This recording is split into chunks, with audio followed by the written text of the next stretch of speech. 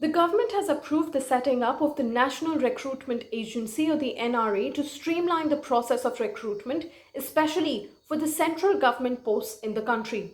Now, what exactly is this agency? How does it help the youth of the country? And how does it simplify the process of recruitment for them? Now, to begin with, the National Recruitment Agency will conduct common eligibility examinations to select candidates for the non-gazetted posts in the central government and the public sector banks.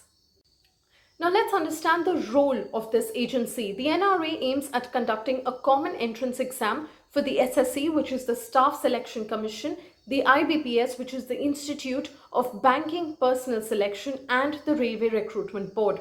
The government has spent over 1,500 crores for this particular agency. Now, the aim is to eliminate the multiple tests involved in the selection process and also reduce the burden of the candidates who are at present preparing for each of the examinations separately based on different curriculums.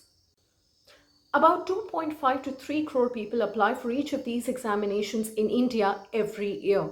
Then how does the setting up of a new agency or conducting a common entrance test change the scenario or reduce the burden of the candidates? Now, to understand this, let me first take you through the features of the common eligibility test.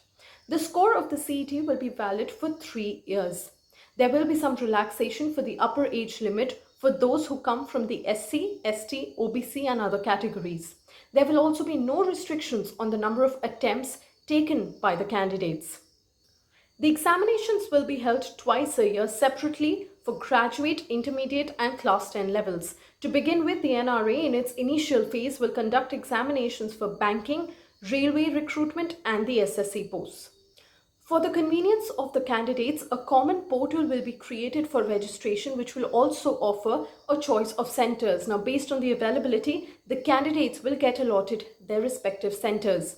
Now, the CET or the Common Eligibility Exam will also be conducted in multiple languages. This is extremely beneficial for people across the country as they will have an equal chance in first attempting the exam and also getting an equal opportunity of being selected.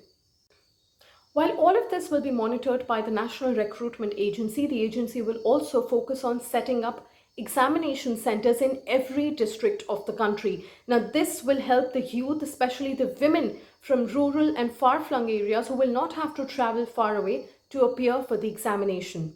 The government says that this particular decision will help in mitigating the considerable amount of money, time and effort that is invested in not just getting selected for the examination or for that particular post, but also appearing for the examination.